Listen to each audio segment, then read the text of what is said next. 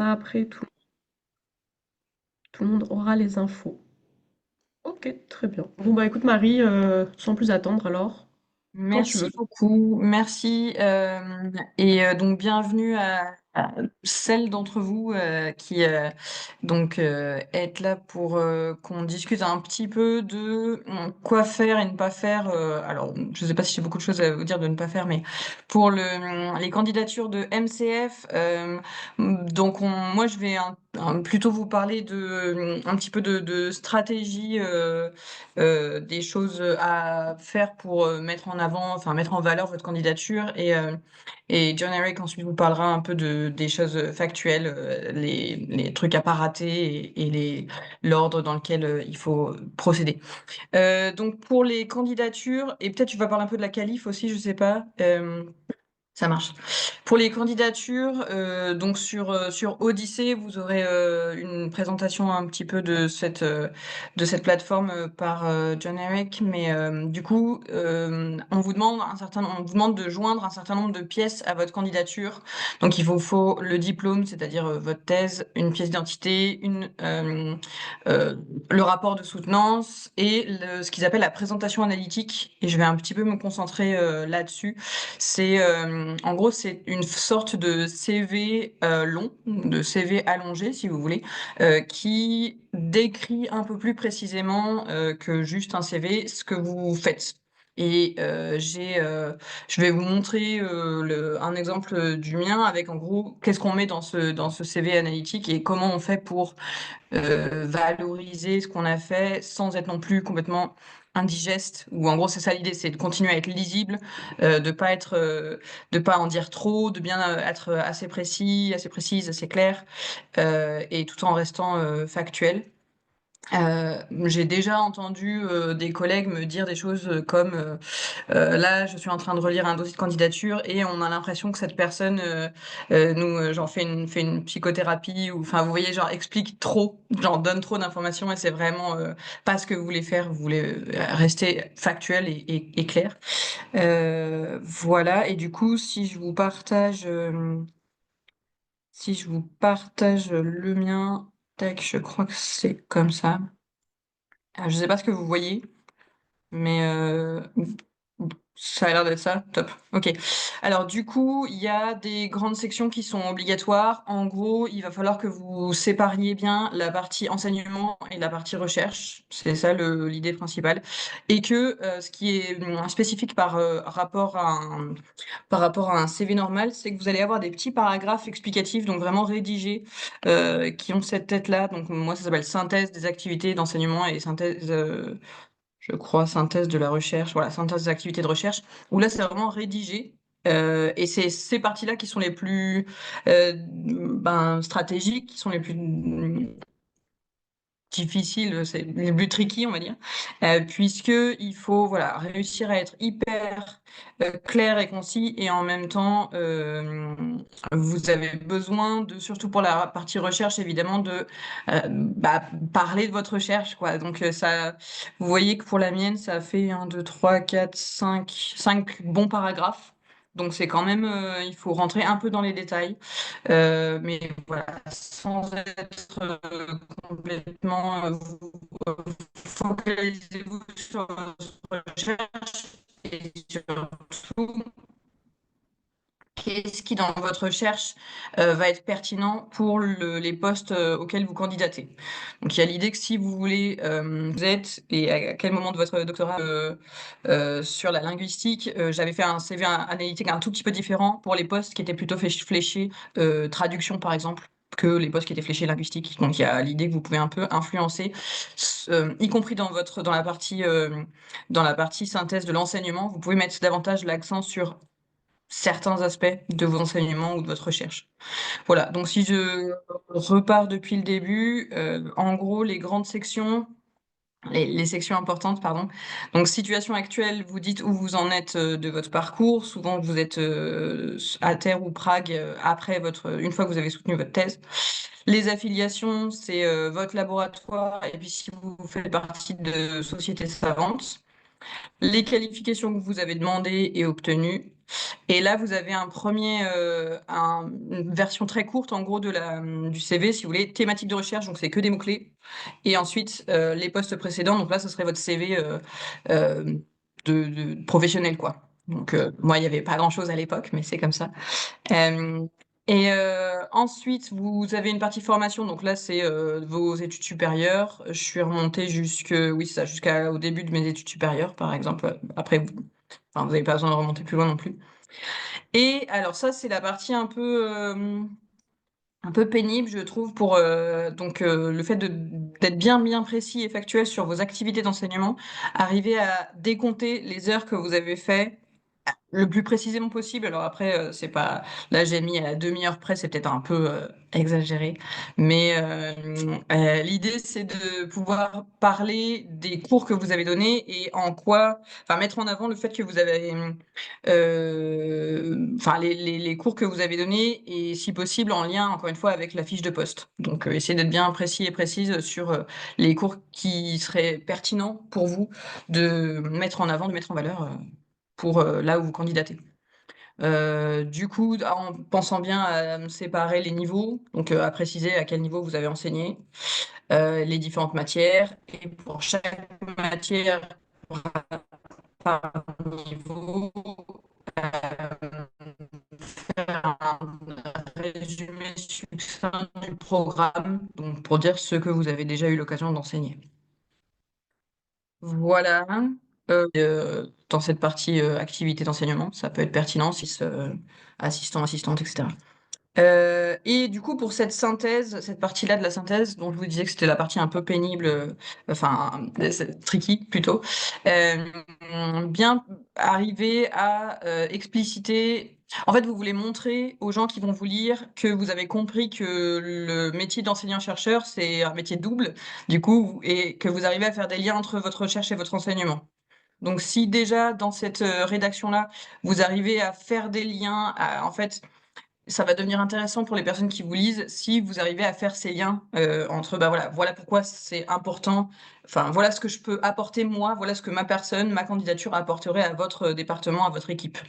En gros, c'est vraiment ça le fond du truc. Voilà, et c'est exactement la même chose avec la production scientifique. Donc, vous mettez les publications et les communications, ça c'est comme un CV plus classique, avec l'idée que, je sais plus où j'ai fait ça. Je l'ai pas mis ici, mais j'avais fait un petit tableau avec nombre de participations à des colloques internationaux, nombre de participations à des colloques. Vous voyez, genre, et vous mettez juste un, ensuite zéro ou deux, ou enfin nombre de publications, etc. Donc, pour faire un résumé qui soit, bah voilà, un résumé de, de, de ces productions scientifiques qui soit le plus facile à lire possible. Et là encore, même chose, synthèse des activités de recherche, c'est ces petits paragraphes où, évidemment, vous dites ce que vous avez fait dans votre thèse, mais aussi vous essayez de mettre en avant pourquoi ça va être pertinent pour intégrer l'équipe à laquelle vous postulez. Et le fait de faire ce travail-là, de toute façon, ça vous sera hyper utile pour les auditions. En fait, c'est surtout pour ça que ce sera utile. Il faudra vraiment mettre l'accent sur les éléments de votre CV qui sont pertinents pour cette équipe-là, pour ce labo-là. Vous en entendrez parler le mois prochain, si j'ai bien compris. Mais déjà, si vous pouvez y réfléchir dans votre CV analytique, bah, c'est super, et puis ce sera ça de fait. Voilà, et il faut bien penser que du coup le métier d'enseignant-chercheur, c'est en fait le métier d'enseignant-chercheur et administratif. Et donc, même chose, si vous avez déjà eu des responsabilités, donc typiquement représentant des doctorants à la SAES, Mélanie, bah, c'est bingo, il faut le mettre là. Même chose si vous avez participé à l'organisation, donc là plutôt le pan scientifique, si vous avez participé à l'organisation de colloques, journées d'études, c'est pas votre propre production, mais ça montre que vous êtes investi dans la vie de votre labo, quoi. Donc c'est un peu des choses qu'on a envie d'entendre. Voilà. Et ensuite, autre activité, si c'est pas forcément pertinent, c'est du bonus, comme sur les CV où on dit qu'on parle espagnol B2. Je sais pas si ça a servi à quelque chose, mais bon, ça fait partie du CV quand même. Voilà, c'est un peu tout ce que je voulais vous dire. C'est long à faire, ça prend du temps, mais c'est très, mais, enfin, c'est pas. Et après, vraiment les quelques conseils généraux que je peux vous donner, c'est ce que je vous ai dit, genre imaginez que vous êtes quelqu'un d'autre en train de lire ça, est-ce que c'est clair et compréhensible? Est-ce que c'est digeste? Et est-ce que les liens que vous créez sont explicites, quoi? Est-ce que c'est pertinent de parler de ça ici? Et ça, n'hésitez pas vraiment à faire des équipes, à vous relire entre vous, à demander à vos DR donc de relire, mais même en fait pas forcément à vos DR, vous pouvez demander à des gens qui n'ont rien à voir et ils seront capables de vous dire, genre, vous pouvez demander à vos cousins, à vos parents, vous pouvez demander, genre, juste dis-moi si ça semble logique, même s'ils sont pas du tout spécialistes de vos domaines. C'est les relecteurs, les relectrices naïfs et naïves, comme on dit, sont extrêmement précieux pour ça aussi, pour être capable de vous dire, non mais là, pourquoi tu parles de ça, on comprend rien. Voilà. A priori, c'est tout pour moi. Est-ce que, Merci est-ce beaucoup, que Marie. ça va? Ok. Je départage, j'imagine. Tac.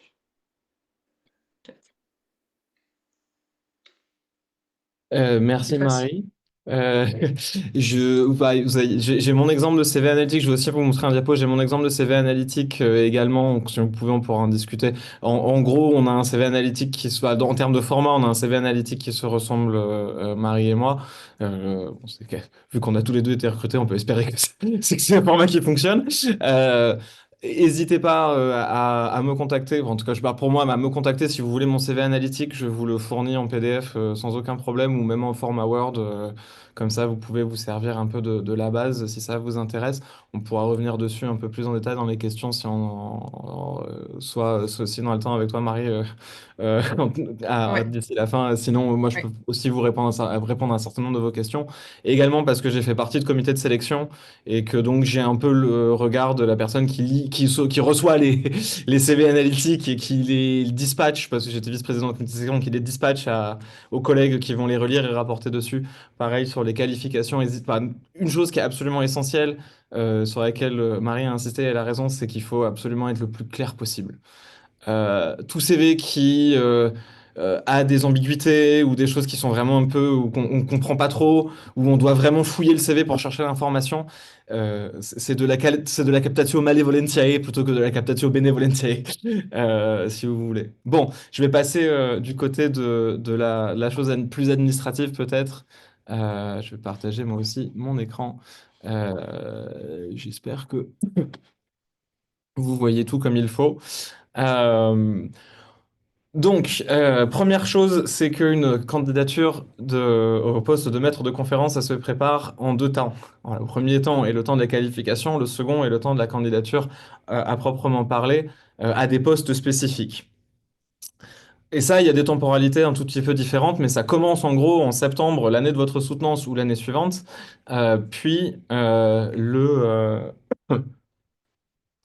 puis ensuite, ça continue dans l'année qui suit avec la préinscription qui se fait à partir de septembre et jusqu'à novembre à peu près. Alors c'était le cas en tout cas jusque cette année. Après, on verra si ça continue comme ça dans les années à suivre. Ensuite, faut compléter le dossier avec les éléments essentiels sur lesquels je vais revenir dans pas très longtemps. Puis ensuite, la section CNU, les sections CNU se réunissent.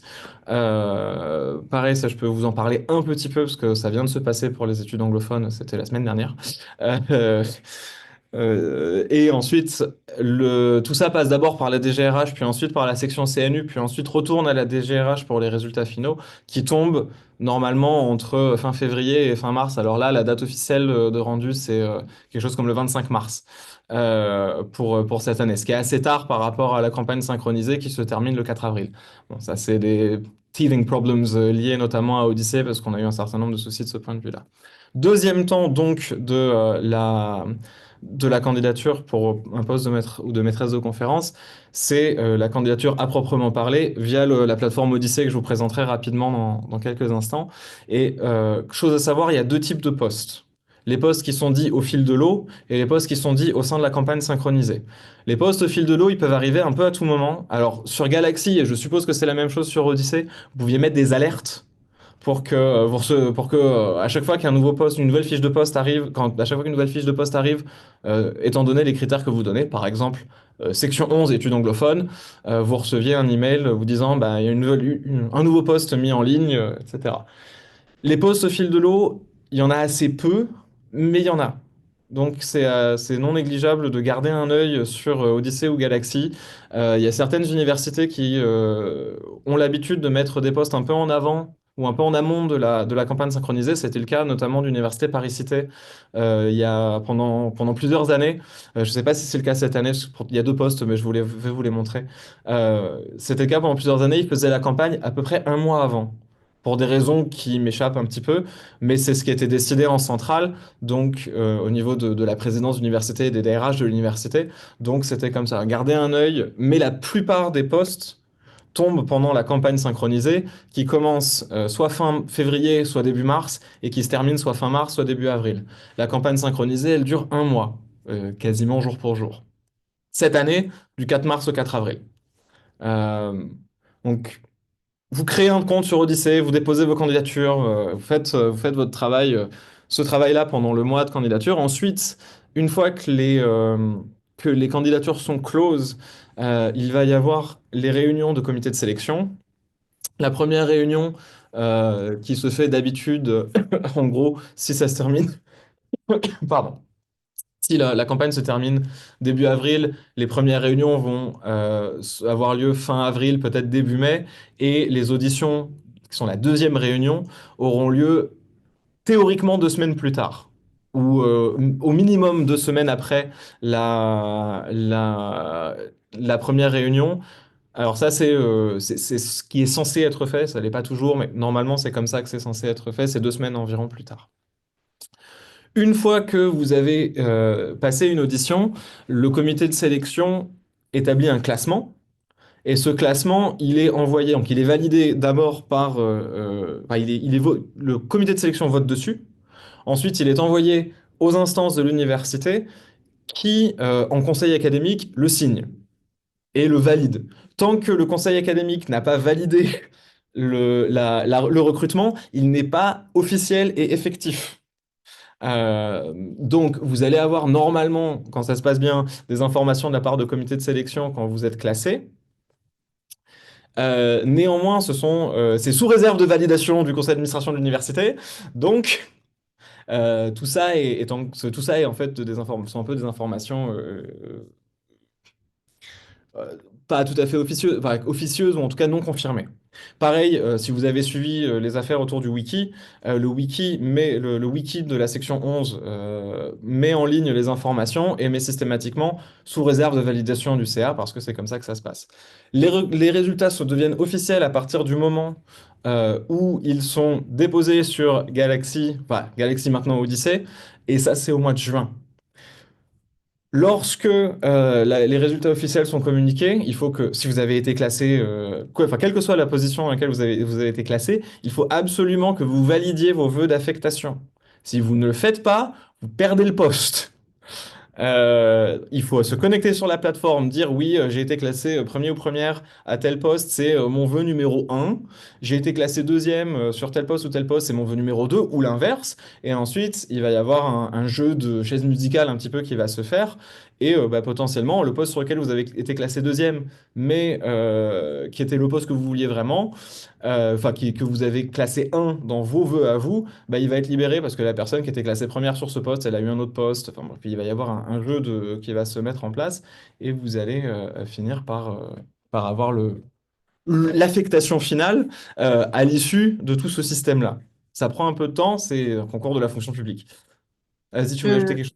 Ouais, exactement. Enfin, c'est hyper important, toutes ces questions de deadline et tout. Et du coup, un conseil vraiment hyper précieux, c'est faites des groupes entre vous. Genre, trouvez des copains et des copines doctorants et doctorantes, même s'ils sont pas dans la même année que vous. Et enfin, soyez sûr d'avoir des deadlines et de vous rappeler mutuellement les deadlines, quoi. Vraiment, c'est hyper important. C'est vraiment trop bête de de manquer un poste parce qu'on a raté une deadline et en particulier sur la fin du recrutement, d'oublier de valider ses vœux, c'est horrible. C'est arrivé, ça arrive de temps en temps et c'est terrible parce que vous pouvez rien faire. C'était votre responsabilité et vous pouvez rien faire. Tant qu'il n'y a pas eu un problème mécanique du système, si que juste vous avez oublié de vous connecter, bah, tough luck.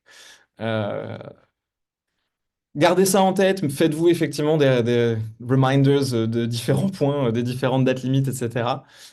Gardez-vous du temps parce que les serveurs tombent en rade, donc faites pas tout à la dernière minute. Les serveurs vont tomber en rade, essayez de vous y prendre un tout petit peu à l'avance. Le dernier jour de dépôt des dossiers sur Galaxy, tous les ans, il y a comment dire, une extension de 2-3 jours sur les dépôts de dossiers parce que les serveurs tombent et voilà. Enfin, en tout cas, c'était le cas sur Galaxy, on verra si c'est toujours le cas sur Odyssey. Essayez de vous y prendre un tout petit peu à l'avance. Bon, Galaxy, Odyssey, peut-être des choses. Galaxy, si vous avez candidaté sur les postes d'ATER cette année, vous devez voir ce que c'est. Odyssey, c'est la nouvelle plateforme. Bon, peut-être que certains et certaines d'entre vous ont fait une demande de qualification cette année, donc vous êtes déjà passé sur cette plateforme. Ça ressemble à ça, qui ressemble un peu à toutes les plateformes de la fonction publique en ce moment. Les impôts, ça ressemble un peu à ça maintenant aussi. L'espace NSAP ressemble un peu à ça, si vous avez vos fiches de paye sur cet espace-là. Bref, voilà. Ça ressemble à ça. Et pour la qualification, et ça commence par la qualification. Alors, la qualification en section 11, qui est la section d'études anglophones. Alors, je ne fais pas le listing de toutes les sections, c'est pas à la peine. Bon, pour les personnes qui travaillent en études anglophones, la 7, ça peut être intéressant, c'est la section sciences du langage, et éventuellement la section 22, histoire moderne et contemporaine. Enfin, monde moderne et contemporain, notamment histoire, et histoire de l'art, et potentiellement la section 18, qui est la section art esthétique. Si vous travaillez en art visuel, enfin, ça peut arriver que votre thèse soit également qualifiable en section 18. Et la section 10, si ma mémoire est bonne, oui, 10, qui est la section de littérature comparée. Si jamais bah, vous travaillez, si vous faites une thèse en études anglophones, mais avec un aspect comparatif, bah, vous pouvez aussi éventuellement déposer une candidature de qualification en section 10. Il y a 4 pièces obligatoires sans lesquelles la DGRH du ministère retoquera votre demande de qualification. Ce sont un diplôme, le curriculum, le CV, les travaux dans une certaine limite et, et un rapport de soutenance.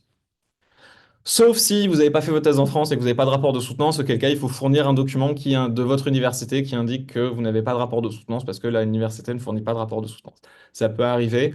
En Irlande, par exemple, il n'y a pas de rapport de soutenance produit. Si vous avez une thèse irlandaise et que vous n'avez pas de rapport de soutenance, vous pouvez fournir un document attestant qu'il n'y a pas de rapport de soutenance. Ça pose pas de problème. La section 11 demande expressément la présence de la thèse dans le dossier de qualification. Si la DGRH valide le dossier sans la thèse, la section 11 retoquera le dossier en disant mais il n'y a pas la thèse. On ne peut pas statuer sur laquelle demande de qualification parce qu'il n'y a pas une pièce essentielle. Voilà, donc faites attention un peu quand vous faites vos candidatures à bien vérifier à la fois ce qui est nécessaire en termes strictement légaux, tels que définis par l'article 4 du 11 juillet 2018, dont vous avez les extraits ici. Euh, et deuxièmement, ce que chaque section CNU demande. Si vous avez fait une thèse en anglais, la section CNU en études anglophones demande pas de résumé en français. Si vous faites une thèse en anglais et que vous demandez une qualification en histoire, il faut absolument fournir un résumé de la thèse d'une 50aine de pages de mémoire en français.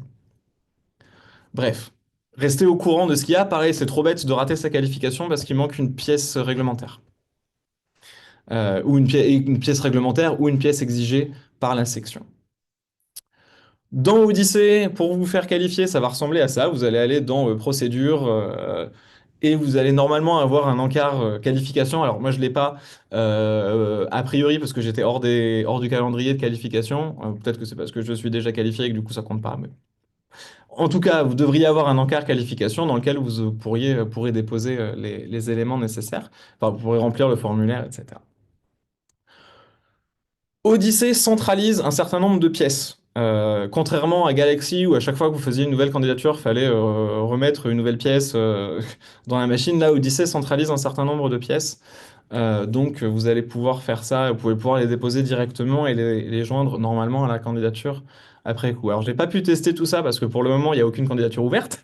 Euh, donc, j'ai pas pu essayer de voir comment ça marchait plus en détail, mais je vais vous montrer dans le plus de détails possible comment ça fonctionne dans Odyssey. Donc, ça, c'est la page de dépôt des fichiers. Pour une candidature à un poste de maître ou de maîtresse de conférence, arrêté du 13 février 2015, modifié en 2019, article 10, voilà les pièces réglementaires. Sont quoi? Donc pareil, comme pour la qualification, pardon, je reviens en arrière, comme pour la qualification, avant que votre dossier de candidature ne soit transmis aux membres du comité de sélection, il est validé par les services RH de l'université, qui vont vérifier que les pièces obligatoires sont bien présentes. Ces pièces obligatoires sont les suivantes, pièce d'identité avec photographie, le diplôme, ou l'attestation de réussite, ou quelque chose comme ça, la présentation analytique dont Marie vous a parlé, les travaux que vous voulez joindre à votre dossier, typiquement des articles publiés ou éventuellement, en général aussi un exemplaire de la thèse, euh, s'il est demandé ou si, enfin, c'est utile, ça peut être utile, et le rapport de soutenance. Si vous avez un rapport de soutenance, sinon, bah, pas de rapport de soutenance, vous mettez à nouveau le document attestant qu'il n'y a pas de rapport de soutenance, qui est comme ce que vous auriez fait pour la qualification. Dans tous les cas, par contre, tout document rédigé dans une langue autre que le français doit être traduit. Cette traduction, vous devez l'auto-certifier, c'est-à-dire que vous devez noter avec une petite signature que toutes les traductions sont conformes, etc. Vous n'avez pas besoin de le faire traduire par un traducteur ou une traductrice assermentée, mais vous devez fournir une traduction vous-même et attester qu'elle est valable, qu'elle est valide et exacte. Euh, Ça en particulier, c'est pour le rapport de soutenance et les documents administratifs, donc notamment le diplôme. Euh, pour les travaux, c'est un peu différent. Normalement, vous avez pas besoin. Alors parfois, on peut vous demander un résumé en français de travaux, mais ça, ce sera en fonction des postes aussi. Retournons au Odyssée, vous cliquez recrutement enseignant-chercheur et vous arrivez sur cette page-là avec en fait le résumé de ce que vous êtes en train de faire sur de ce que vous avez déjà fait en fait pardon de vos candidatures. Bon bah là évidemment il n'y avait rien à ce stade. Ensuite vous allez sur l'onglet offre de poste et vous allez chercher des postes. Alors, il y a un certain nombre. Pour le coup, la navigation sur Odyssey est bien plus simplifiée que la navigation sur Galaxy. Enfin, c'était compliqué de faire pire, mais là, pour le coup, les filtres sont assez faciles à utiliser. Donc, comme vous voyez, j'ai mis le filtre maître de conférence, type de poste, parce qu'il y a maître de conférence, PR, etc. La section, études anglophones. Le type d'affectation par concours. Donc, je ne demande pas un poste qui est strictement réservé à la mutation, par exemple. Il peut y en avoir de temps en temps. Là, je regarde seulement les postes qui sont ouverts au concours. Et j'ai mis une restriction géographique, spécifiquement Île-de-France. Alors pareil, vous pouvez faire ça avec n'importe quelle région et n'importe quel ensemble de régions sur Odyssée. En mettant tout ça, il y avait deux offres de postes il y a deux offres de postes qui sont sorties, deux fois à Université Paris-Cité. La première en culture visuelle et la seconde en sciences du langage. En linguistique anglaise, pardon, pas en sciences du langage justement. En linguistique. Bon, vous cliquez sur une de ces offres de poste. Là, j'ai fait ça avec la- le poste de maître de conférence en culture visuelle. Et vous allez avoir ça comme page. Et vous allez voir en particulier là en bas à droite de l'écran la fiche résumée qui est en fait la fiche de candidature que vous allez devoir remplir qui est spécifique à Paris-Cité et la fiche de poste. La fiche de poste, c'est l'élément le plus essentiel à lire dans tout ça. C'est ce qui va guider la rédaction de votre CV analytique parce que vous allez faire un CV analytique par poste. Sachant qu'en fait, le squelette du CV analytique reste le même, donc ça met beaucoup de temps à faire. Ça prend beaucoup de temps de faire le premier CV analytique, et ensuite, quand vous l'adaptez à chaque poste, ça prend entre 20 minutes et 1 heure en fonction du poste et en fonction de ce que vous avez à raconter sur la poste. Et du détail de la fiche de poste, parce que ça, c'est un autre sujet. Certaines fiches de poste sont très détaillées, certaines fiches de poste ne le sont pas du tout. Donc, vous êtes sur cette page-là, vous voyez la ouverture des candidatures 4 mars, fermeture des candidatures 4 avril, date de prise de fonction 1er septembre, des informations de contact, etc. des informations concernant le poste, bon, notamment le laboratoire de rattachement, tout ça, que vous allez retrouver dans la fiche de poste à proprement parler. Alors, toutes les fiches de poste ne sont pas construites exactement de la même façon, mais elles ressemblent plus ou moins à ce que vous avez là sur l'écran. Ça, c'est pareil, c'est la fiche de poste du poste en culture visuelle que je vous ai montré avec donc une présentation de l'université en tant que telle. Alors ça, en soi, c'est pas hyper intéressant. Mais la présentation sous forme de tableau des éléments structurants du poste et surtout ensuite la présentation et des responsabilités d'enseignement, donc des besoins pédagogiques qui sont associés au poste dans l'UFR et également du profil de recherche. Ça, vous le lisez, vous le surlignez, vous entourez les éléments importants après les avoir surlignés, vous le relisez 3 fois, 4 fois, 5 fois quand vous préparez votre candidature, parce que euh, plus votre candidature, et alors c'est d'autant plus vrai pour les auditions, mais ça l'est déjà pour la préparation du dossier de candidature écrit, parce qu'en fait, dites-vous que sur un certain nombre de postes, il va y avoir des dizaines et des dizaines de candidats et de candidates. Plus votre... Alors, il y a d'une part la qualité, ou disons, objective, entre guillemets, du CV. Vous avez des publications dans des revues prestigieuses, vous avez... bon, ça, c'est des trucs qui sont mesurables. Mais il y a aussi des choses qui sont plus de l'ordre de, oui, ok, cette personne a effectivement regardé la fiche de poste et est capable de se projeter dans le poste, et on le voit à la rédaction des petits paragraphes dont a parlé Marie tout à l'heure. Et pareil, au moment de l'audition, bah, vous allez faire pareil. Vous allez montrer que vous êtes capable de vous projeter dans un poste. Et donc, non seulement que vous êtes quelqu'un de brillant, de brillante, mais qu'en plus, vous allez être quelqu'un qui saura fonctionner au sein d'un collectif. Être recruté maître ou maîtresse de conférence, c'est pas juste ensuite arriver dans un UFR et faire ses cours et faire sa recherche.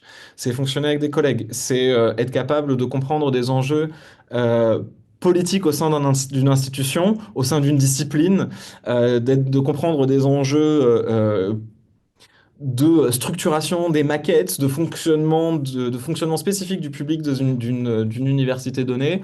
Bref, il y a tout un tas d'éléments sur ces choses-là que vous allez retrouver dans la fiche de poste et que vous allez devoir faire ressortir d'une manière ou d'une autre dans votre présentation analytique et ensuite au moment des auditions. Vous entendrez parler de ça un peu plus tard. Les informations particulièrement importantes, notamment dans le cadre de dans la présentation analytique, c'est OK, quel type de responsabilité d'enseignement? Est-ce qu'on va vous demander d'enseigner en LEA? Est-ce qu'on va vous demander d'enseigner exclusivement en LLCFR? Est-ce qu'on va vous demander d'enseigner de la grammaire en plus de vos cours de agriculture visuelle? Est-ce qu'on va vous demander d'enseigner de la littérature en plus de ça?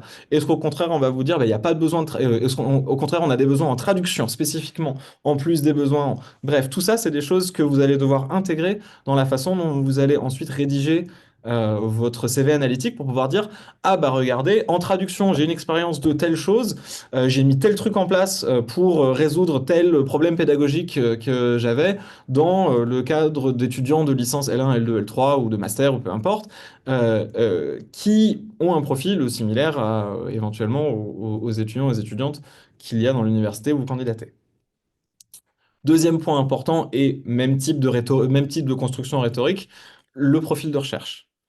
Il y a un labo qui est associé à ça. En général, ces labos sont divisés en axes. Souvent, les postes sont associés à des axes. Donc là, par exemple, UMR, CNRS, échelle, axe de recherche imaginaire, littérature, art et culture visuelle.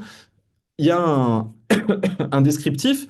Bah, quand vous lisez ce descriptif, demandez-vous comment est-ce que je coche les cases? Quelles cases je coche? Donc, qu'est-ce que je vais pouvoir mettre en avant pour montrer que ma candidature est cohérente avec le poste qui est proposé? Dernier Oui, point, c'est sur les. il faut que je m'en aille. Vas-y, Pardon. vas-y. Bonne journée, bonne continuation et encore merci. Merci Merci Marie. Marie. Merci.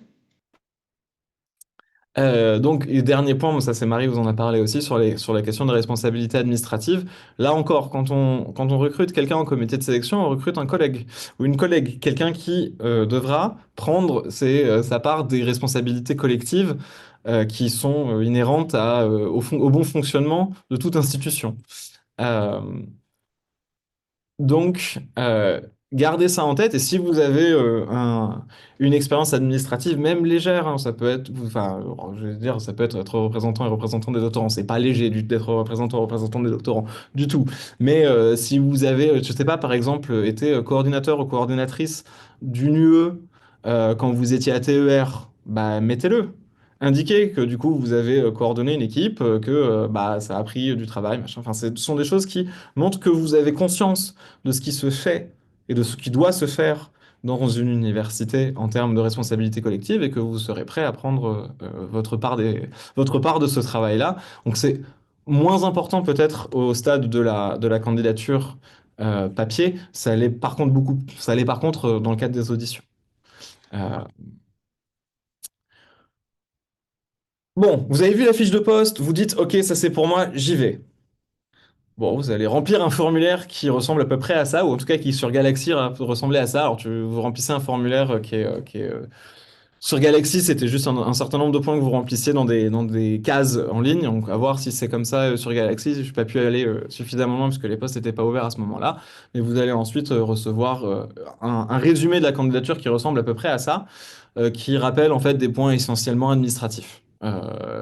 Qu'est-ce que vous avez comme diplôme? Alors moi, dans mon cas, c'était un équivalent de doctorat français parce que j'ai pas fait ma thèse en France. Vous allez rappeler le titre de votre thèse, les membres du jury, etc. Vous allez devoir, ou en tout cas vous deviez, quand c'était sur Galaxy, résumer un peu les points essentiels de votre CV. euh, dans un format assez court, il y avait assez peu de signes disponibles dans les formulaires, donc ça, je ne sais pas si ce sera toujours le cas.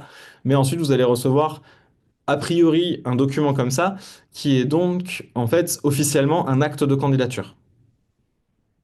Et c'est une pièce qui est réglementaire, elle est générée automatiquement, mais c'est une pièce réglementaire. Et ensuite, bah, vous allez ajouter votre CV analytique, et je reviens pas nécessairement sur le CV analytique là tout de suite, parce que Marie en a déjà parlé. Je peux vous montrer un peu à quoi ressemblait le mien dans le cadre de questions, mais je pense que j'ai déjà suffisamment parlé et que je pense que c'est plus important de passer aux questions que vous avez, parce que finalement, bah, nous, on l'a déjà eu le poste. Merci. Merci beaucoup, Jean-Éric. Bah oui, bah peut-être sans plus attendre, s'il y a des questions, n'hésitez pas, également par le chat.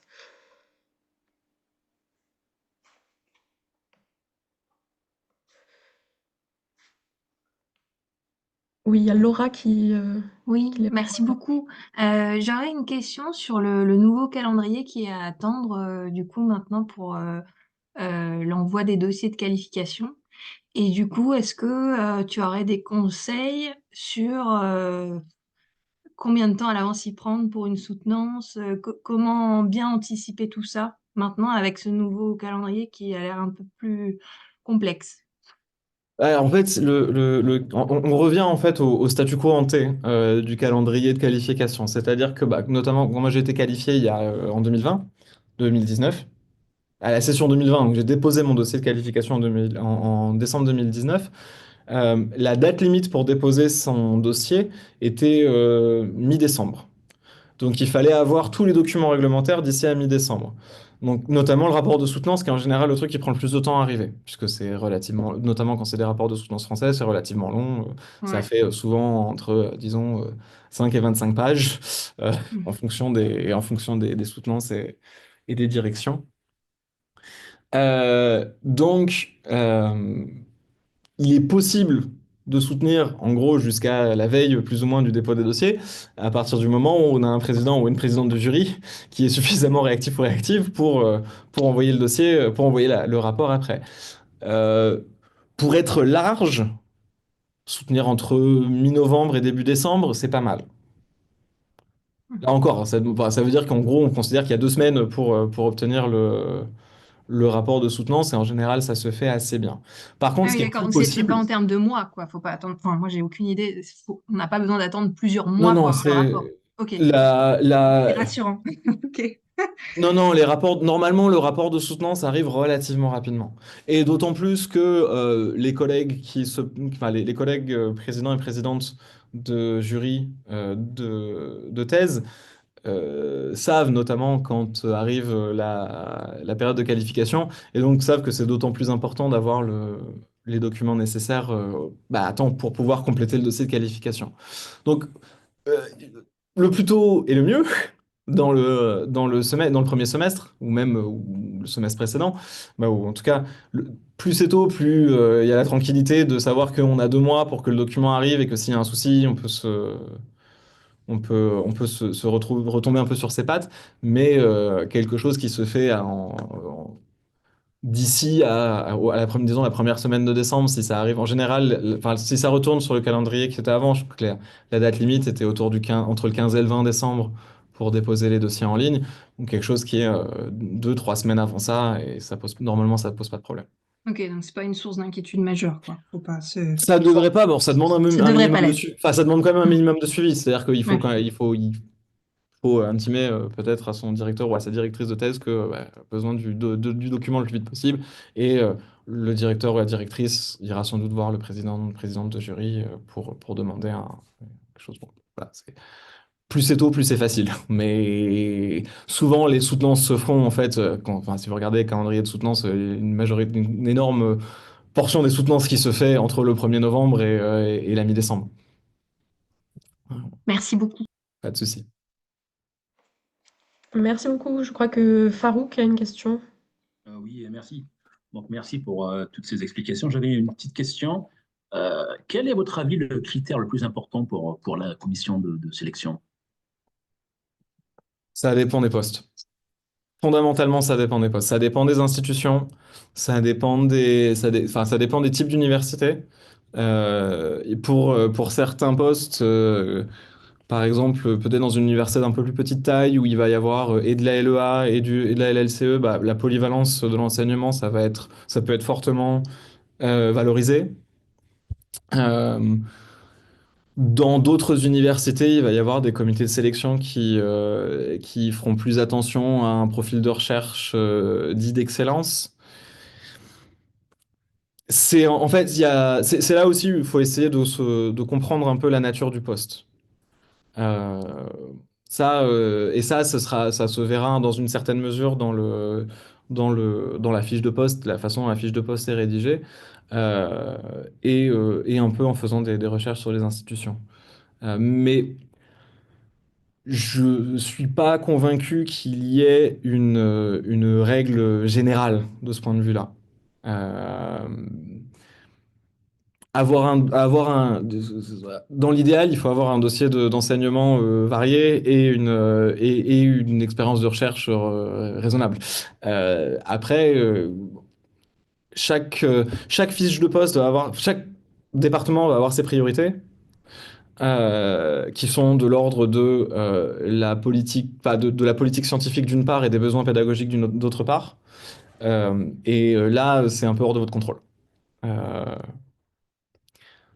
Désolé, c'est pas une réponse très satisfaisante, j'entends Non, bien, c'est mais éclairant, c'est clair, vous avez raison. mais de fait, je pense que c'est trop variable d'un poste à l'autre.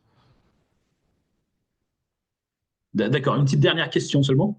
Ouais, Il y a un poste où c'est un poste à Angers où il parle où il faut parler de financement et d'action de valorisation. Je ouais. trouve que c'est un petit peu difficile quand même. Ben, en fait, ça peut faire partie alors, bon, aussi, ça peut faire partie de ce qui est recommandé. Et alors, on peut pas nécessairement s'attendre à ce que vous, à votre niveau, vous ayez déjà obtenu une énorme bourse de recherche pour quelque chose. Bon, peu importe. Bon, donc, bon, ça peut être le cas, par exemple, vous avez obtenu une bourse Fulbright. Super.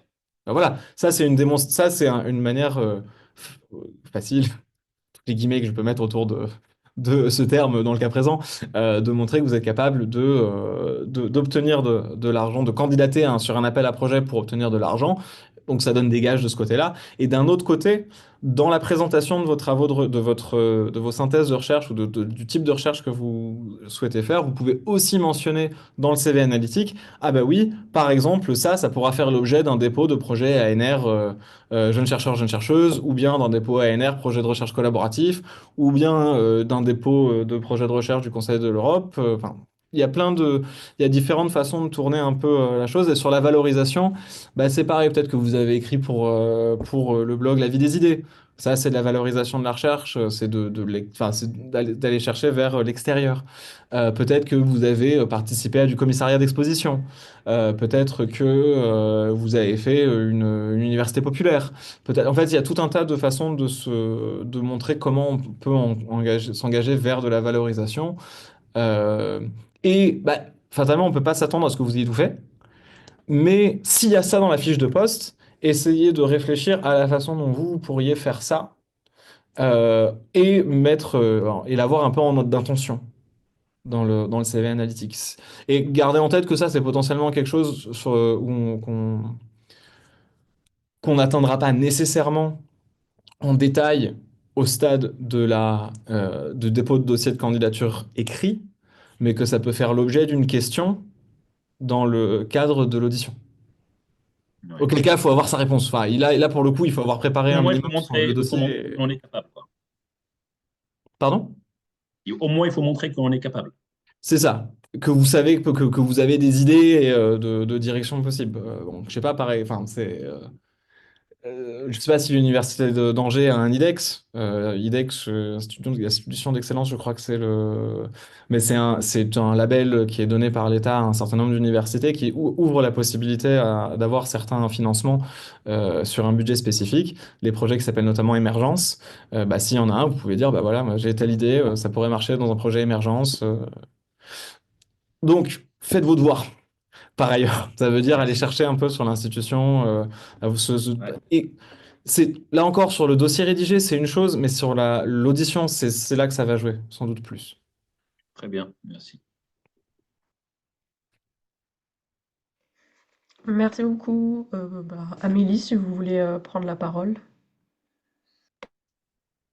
Bonsoir, oui, merci beaucoup John-Éric pour cette présentation, c'était super intéressant et puis merci à Marie qui n'est plus là malheureusement.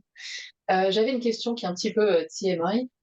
En fait, du coup, je suis en contrat doctoral en Angleterre et j'ai eu des gros soucis de santé pendant 3 ans, donc ma thèse a été mise en pause pendant 3 ans et du coup, mes expériences d'enseignement sont quasi inexistantes. Enfin, j'avais fait une année de lectrice en Angleterre il y a quelques années, mais je me demande en fait s'il y a une section, par exemple, sur Odyssée ou Galaxy, un petit peu genre circonstances atténuantes, euh, voilà, ou quelque chose comme ça, où je pourrais expliquer en fait le manque d'expérience durant ma thèse. Alors, c'était pas le cas dans Odyssey, dans Galaxy, pardon. Dans Odyssey, ça m'étonnerait que ce soit le cas.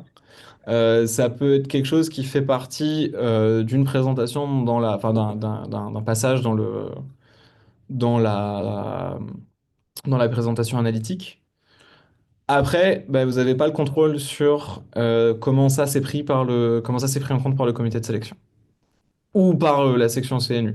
Alors, si enfin, vous n'avez pas le contrôle, il y a, euh, normalement, ça va être pris en compte au moins dans une certaine mesure, mais même pas, enfin, normalement, ça va être pris en compte. Après, il faut voir à quel point vous êtes à l'aise avec le niveau de détail que vous voulez donner. Avec ça, c'est à vous de faire il y a un moment où ça va être à vous de faire les arbitrages, sachant que bah voilà, il y a des gens qui vont lire le dossier, quoi. Voilà. Juste, c'est un peu. Alors, évidemment, on pourra pas le retenir contre vous. D'avoir eu des soucis de santé et donc d'avoir une expérience d'enseignement moindre à cause de ça. Hum, Mais si vous voulez, si vous voulez expliquer, en tout cas, ça pose vraiment la question. Vous, en fait, vous désamorcez un peu le sujet. Après, comment est-ce que c'est considéré derrière? Ça va dépendre. Mm. Oui, Il y a c'est-à-dire qu'on encore, c'est va pas très faut satisfaisant, pas mais savoir je peux pas, il y a pas de, il y a pas de, il y a pas nécessairement de directive, et en particulier au niveau des comités de sélection. Euh, Ok, Au niveau merci. du CNU, c'est un peu, alors ça fait partie des travaux un peu en cours, mais au niveau des comités Ouais. de sélection, c'est autre chose. Ouais, parce que je sais qu'en Angleterre, justement, ils sont quand même assez enfin, avancés là-dessus. Donc voilà. Bon, bah, je verrai. Merci beaucoup en tout C'est, cas. c- Ça vaut le coup de le mettre de toute façon dans le dossier quelque part en disant voilà les circonstances dans les grandes lignes, enfin, et qui explique quelque chose. C'est à mon avis ça mange pas plus de pain que ça. Euh, mais c'est vrai que dans d'autres pays c'est mieux pris en compte. Enfin, disons c'est pris en compte de manière plus transparente. On va dire ça comme ça. Ouais, voilà. Ouais. Ok, merci. Pas de souci. Oui, Laura, allez-y.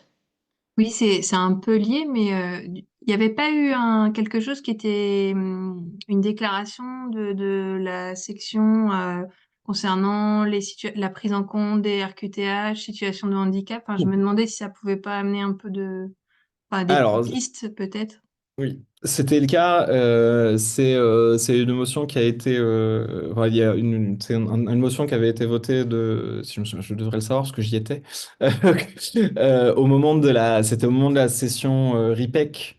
Donc, elle porte spécifiquement sur la façon enfin, dont c'était pris en compte au niveau des RIPEC, si je me souviens bien. Qu'est-ce que ça veut dire, RIPEC? RIPEC, régime indemnitaire de prime des enseignants-chercheurs et enseignantes-chercheuses.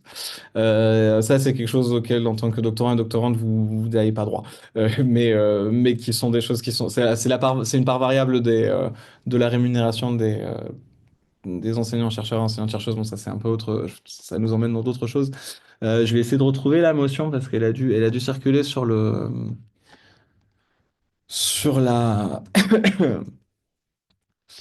euh, Motion de la CPCNU.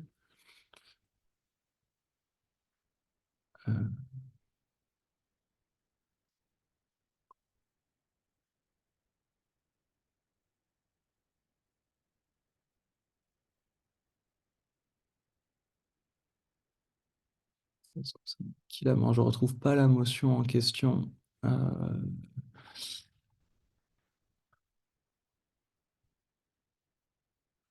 Euh, mais en tout cas, ça a été. Ah, voilà, texte congé RIPEC. Alors, ça date du 20 septembre, voilà, c'est ça. Merci, Laura, c'est ça. C'était bien ça. Ça, c'est la motion du CNU. Euh, donc, ça, c'était RQTH. Enfin, il y a des discussions qui ont à voir avec d'autres prises en compte par ailleurs. Et concrètement, J'ai du ça mal veut à dire... jauger sur combien je peux en dire parce que ça reste de l'ordre de ce qui se passe en section, Ah, mais voilà. d'accord. Mais concrètement, enfin, j'ai du mal à comprendre ce qu'ils veulent dire par ceux qui l'estiment nécessaire de le mentionner dans leur dossier de candidature. Du coup, à quel point ils prennent en compte ces paramètres-là ou pas, que ce soit maladie, santé, handicap. C'est Euh, flou. oui. D'accord, ok. Mais c'est flou et c'est flou parce qu'il n'y a pas de cadre spécifique. Alors, il y a certaines sections CNU qui ont des cadres plus spécifiques. Voilà, en fait, la motion là, elle indique que ce sera pris en compte et que la section agira en conséquence. Sachant que, en fait, le fonctionnement d'une session CNU, c'est qu'il y a des délibérations sur les dossiers. Donc on en discute avant d'arriver à une décision. Et que on en discute enfin, à la fois sur chaque cas spécifique et aussi en réfléchissant à un historique des cas.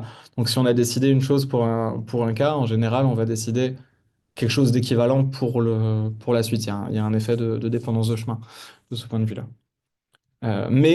Chaque session CNU et chaque section CNU et a ses spécificités à un instant T où tu es plus sain. Et donc, il va y avoir bah, il va y avoir nécessairement des petites variations.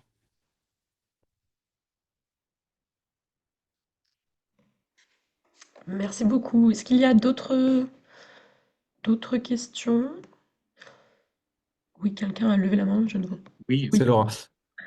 Pardon, je veux pas monopoliser la parole du tout. Euh, J'aurais juste une question aussi sur le fait, quand tu parlais de faire nos devoirs, est-ce que c'est bien vu, mal vu de contacter les gens des labos en question, des UFR en question? Euh, le, c'est ni nécessairement bien vu, ni nécessairement mal vu. Par contre, régulièrement, ça peut amener à ne pas avoir de réponse ou alors à avoir une réponse disant toutes les informations sont dans la fiche de poste. Parce que, et ça c'est un truc important, enfin, contrairement par exemple au Royaume-Uni ou aux États-Unis ou ailleurs où c'est tout à fait normal d'avoir un point de contact informel pour discuter d'un poste ou quelque chose comme ça. En France, il y a le cadre réglementaire du concours de la fonction publique qui demande, qui nécessite l'égalité stricte entre les candidats et les candidates, fait que bah, en général, il n'y a pas d'information qui peut circuler. Donc voilà, ce sera ni mal vu ni bien vu nécessairement, simplement, bah, on risque de pas avoir de réponse. Ou d'avoir une réponse disant tout est dans la fiche de poste, enfin voilà, il y aura un truc un peu réglementaire en fait, pour respecter l'égalité entre les candidats et les candidates. Merci beaucoup. Je crois que c'était Kadza et puis ensuite Farouk. Ah, bah Kadza, je crois qu'elle s'est déconnectée. Non, baissez la main, mais Vous m'entendez? oui. Oui, Ah, ok, là, c'est bon. J'ai pensé que j'avais démuté mon micro. Alors, merci pour ces informations. Et au fait, moi, j'ai deux questions ou trois questions. La première, c'est déjà, enfin, j'ai déjà discuté avec certains néo-MCF qui m'ont fait savoir qu'ils n'avaient aucune publication, mais ils ont réussi à avoir des postes. Est-ce qu'effectivement, le fait de publier, ça joue et ça a un grand impact, effectivement, dans le recrutement ou pas? Alors, je vais pas avoir de réponse, comment dire, universelle sur le sujet. De mon expérience, oui, ça joue. Avoir des publications, c'est valorisable et valorisé dans enfin, bon, voilà, ça c'est un. Mais ça va potentiellement dépendre des institutions et des comités de sélection. Euh, de manière générale, un dossier avec publication pourra avoir un avantage par rapport à un dossier sans publication, mais peut-être qu'un dossier sans publication a quelque chose de spécifique qui fait partie des éléments structurants du poste, Hein. auquel cas ça peut tout à fait passer. Mais là, c'est au cas par cas en fait. D'accord. Et je ne sais pas si vous aviez en fait parlé du nombre, enfin, du nombre de publications minimum qu'il faut avoir. Est-ce qu'on peut avoir une autre idée? Il n'y a pas. Il n'y a pas de nombre minimum. Là, les expériences elles vont varier de manière assez importante entre candidats et candidates. Euh, n- les comités de sélection, de mon expérience, là encore, hein, je peux parler que de mon expérience fatalement, euh, évaluent les dossiers aussi en fonction du niveau d'avancement dans la carrière. Si vous soutenu votre thèse il y a 3 mois, on ne regardera pas le dossier de la même façon que si vous l'avez soutenu il y a 3 ans. Oui. Typiquement, on pourrait s'attendre à ce qu'il y ait plus de publications du côté de quelqu'un qui a soutenance plus 3 ans et qui a fait un postdoc, par exemple, que de quelqu'un qui vient tout juste de soutenir sa thèse. Et normalement, pas normalement, euh, quand les dossiers sont évalués, quand les dossiers de candidature sont évalués, bah oui, là, ça va être pris en compte aussi. Euh, donc, c'est difficile, là, désolé hein, de nouveau de donner une réponse qui est un peu fondamentalement à chaque fois, ça dépend. Mais ça dépend vraiment. Les comités de sélection vont préférer certes des candidats et candidates qui ont des publications, probablement, mais à niveau, entre guillemets, à dossier équivalent. Donc, un dossier de publication de deux personnes qui ont 3 ans d'ancienneté, enfin, qui ont fait, qui ont tous les deux fait des post-docs, bah oui, le dossier qui a des publications, il sera en général plus valorisé que le dossier qui n'en a pas. D'accord. Et ma dernière question, je rebondis au fait sur le fait que tu dises que quelqu'un enfin, qui est publié de cela 3 ans. Donc, imaginons quelqu'un qui a soutenu sa thèse il y a 3 ans, mais qui travaille dans le privé ou bien qui a travaillé dans le privé. Est-ce que cela impacte négativement ou positivement le recrutement? Euh, a priori, ni l'un ni l'autre. A priori. Mais là, enfin, ça va potentiellement dépendre des postes. Ça peut être tourné de manière un peu. Ça dépend de la fonction occupée dans enfin, de l'expérience de travail et potentiellement du coup de la fiche de poste. Typiquement, un poste en LEA avec un poste en LEA ou en anglais des affaires ou enfin, Hmm. bah ça là, ça peut être quelque chose qui peut être valorisé en disant bah oui, bah du coup, je connais des gens enfin, qui peuvent prendre des étudiants et des étudiantes en stage. Enfin, ça, c'est des choses qui peuvent être utiles rhétoriquement.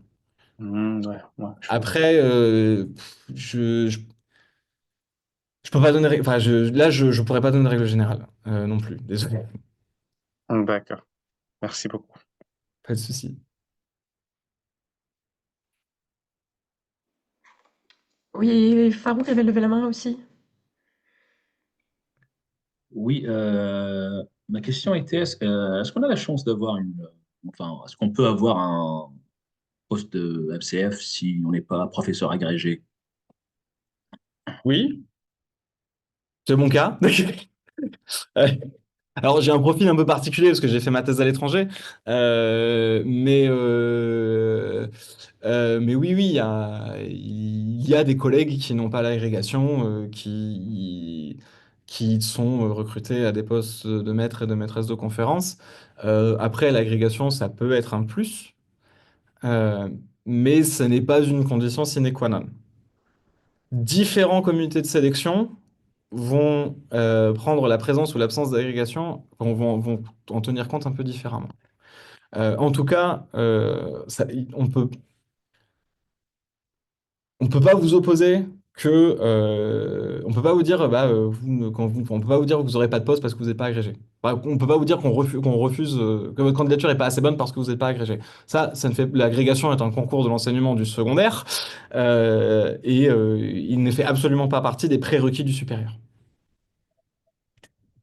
réglementaire. Ouais, je voulais dire de manière officieuse. Non, pareil, enfin, là encore, chaque comité de sélection va avoir des approches différentes. Et après, il y a aussi des situations individuelles qui font que bah, une personne n'est ni certifiée ni agrégée et c'est pas de sa faute. Par exemple, dans le cas d'une personne qui a une nationalité non européenne, bah, simplement, elle n'a pas le droit de passer le concours. C'est un concours de la fonction publique dans l'enseignement secondaire et on n'a pas le droit de le passer si on n'est pas national, enfin si on n'a pas une nationalité de l'Union européenne. Alors ça, vous pouvez l'indiquer aussi. Enfin, ça peut être quelque chose qui peut être indiqué dans un dossier en disant, ben voilà, moi je ne peux pas passer l'irrigation, donc bah, fatalement je l'ai pas. Et bah oui. Ouais, je sais pas si c'est votre cas, mais je sais que c'est un cas que j'ai vu. Donc voilà. Euh, Oui, c'est mon cas, hein, j'ai pas le droit de passer l'agrégation, c'est pour ça. Bah, ça peut valoir le coup de le mentionner. En disant, bah oui, je n'ai pas la grecque, j'ai pas le droit. Et bon, bah, si vous avez d'autres points qui montrent que vous avez le niveau d'anglais suffisant, que vous avez fait des enseignements dans une UFR de langue, que vous avez des enseignements en études francophones, etc. Là, vous cochez la case, oui, enfin, normalement ça passe. Et l'autre chose, c'est au moment de l'audition, en général, les auditions se font en anglais et en français. La plupart du temps, la présentation des candidats et des candidates se fait en français, même si elle peut se faire en anglais parfois, ça dépend des institutions. Et les questions ensuite seront parfois en français, parfois en anglais, en fonction des membres des comités. Donc le niveau d'anglais est testé comme ça aussi. Donc, Merci beaucoup, c'est vraiment très intéressant. Est-ce qu'on a peut-être une dernière question?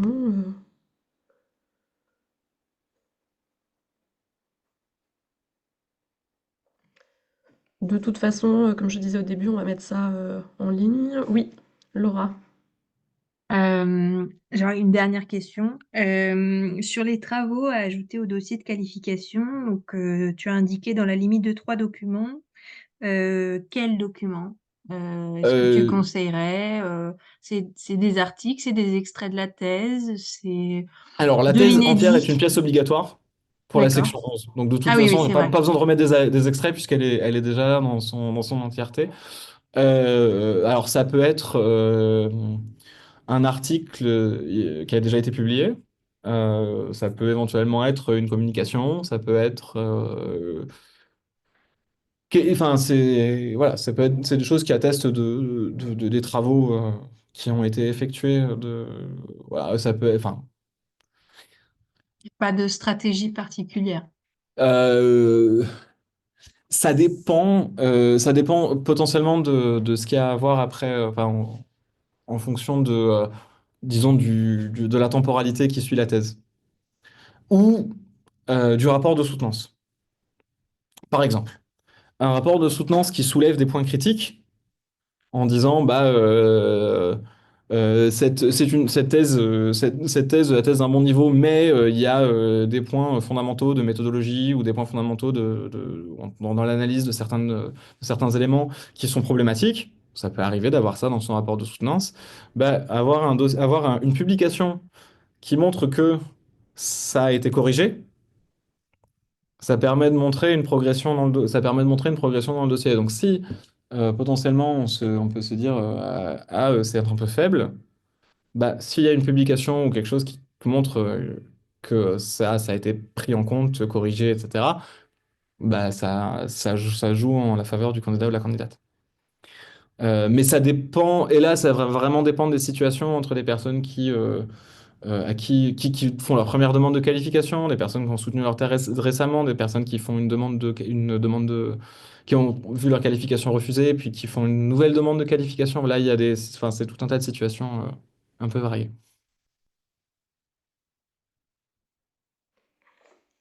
Merci beaucoup.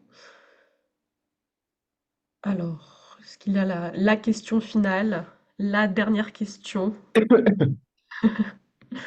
Moi, j'avais juste une, euh, parce que j'attends les résultats de la qualification et je voulais savoir quand ça, enfin, parce que du coup, je suis assez inquiète du fait que la campagne de recrutement se termine le 4. Et du coup, est-ce qu'ils ont, enfin, vraiment, ça va être le 25 que ça tout va être donné ou ouais, d'accord. Là, la seule chose que je peux dire, c'est que la section CNU s'est déjà réunie. Ouais. Les résultats remontent à la DGRH du Mm. ministère. Et c'est elle qui acte le truc. Mais en tout cas, les décisions ont déjà été prises, du coup. Enfin, il y a... La section CNU a voté Oui, oui, oui, voilà. Il y a déjà eu la réunion et les votes et tout la ça. semaine dernière. D'accord. Je peux pas en dire plus. Oui, non, non, vous inquiétez pas, je trouve Là, je pas, suis mais une tombe. c'est juste parce que, enfin, ouais, c'est quand même, enfin, je trouve ça dingue, en fait, d'aller enfin, de pouvoir jusqu'au 25 et après, enfin, ça laisse, c'est rien après pour. Le calendrier cette année est particulièrement raide. Alors, il y avait toujours un- une superposition, un overlap Oui, de quelques jours ou quelques semaines entre le rendu officiel de la DGRH et les dates limites de candidature. Mais là, c'est particulièrement extrême. Ça, pour le coup, ça a été remonté par c'est des critiques qui ont été remontées au ministère. d'accord. Et nous-mêmes, on a eu les dossiers en retard pour pouvoir travailler enfin, par rapport à la capacité. On a travaillé plus dans l'urgence que ce qui aurait été strictement nécessaire. D'accord. Bon, merci. Pas de souci. Merci Chloé, puis merci Jean-Éric pour ta réponse. Je crois qu'on va pouvoir s'arrêter là. Oui, pardon, je suis désolée. J'aurais une question qui est peut-être un peu égoïste parce que je suis arrivée en retard, mais vraiment juste à la fin de la discussion sur le CV analytique. Et John-Eric, pardon, j'ai peut-être mal entendu, mais peut-être tu disais que tu étais d'accord pour partager le tien. Absolument. Il faut Peut-être tu peux le il faut drop dans le m'envoyer un chat. mail et je Ouais, je t'envoie l'envoie. un mail. Euh... Il n'y a pas de pardon. problème. Je vais mettre mon mail dans le chat, ça peut Ouais, être utile. ok, merci. Je suis désolée, merci. Non, il n'y a pas de souci, c'est un... Alors, voilà. Euh, Et pareil, les diapos que j'ai faites, je les enverrai à Mélanie et ouais, ouais, Bah, complètement. ça serait super parce que c'était vraiment trop clair, trop bien fait. Ouais, on mettra tout ça sur le blog Hypothèse et on vous enverra le lien. On va faire ça rapidement. Donc, puis on pourra mettre ton mail aussi, du coup. Oui, oui, oui, absolument, il n'y a aucun problème. Et même, je peux envoyer mon CV analytique et vous pouvez le mettre en ligne aussi. Très bien. Merci. C'est pas, ça pose vraiment pas de souci. Euh, Si ça vous intéresse de manière, enfin, plus globalement, il y a un blog qui s'appelle Academia, qui va bien au-delà de la section 11, hein, mais sur lequel il y a eu plusieurs billets qui ont été écrits sur les recrutements maîtres et maîtresses de conf, et qui incluent des exemples de CV analytique et des exemples de topo d'audition. Donc voilà, ça, je pourrais retrouver le lien parce que je l'ai pas là sur moi, mais ça, alors, c'est dans des disciplines autres que la nôtre, donc bon, à garder, à prendre avec des pincettes, mais il y a un certain nombre de points qui sont communs à tous les recrutements. Super. Merci.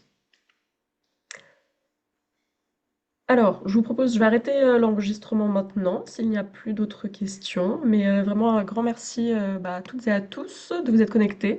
Encore désolé pour le petit problème avec le lien au début. Et puis surtout un grand merci donc à Marie et puis à John-Eric d'avoir accepté de partager toutes ces informations extrêmement utiles. Donc Avec plaisir. merci beaucoup. Voilà. Et donc le mois prochain, on discutera de la partie audition, qui est encore tout un volet. Voilà. Merci à tous et puis bon week-end. Bon Et week-end. n'hésitez pas, si vous avez d'autres questions, à m'envoyer un mail, j'essaie de répondre de manière à peu près rapide. Super. Merci, merci Merci. pour. Au revoir.